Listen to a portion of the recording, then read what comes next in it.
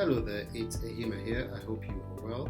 Last week I talked about creating customer value by simplifying your buying process. This week I'll be sharing a brief tip on creating value by making your product or service stand out. One thing you want to do is communicate what makes your product or service different from the competitor.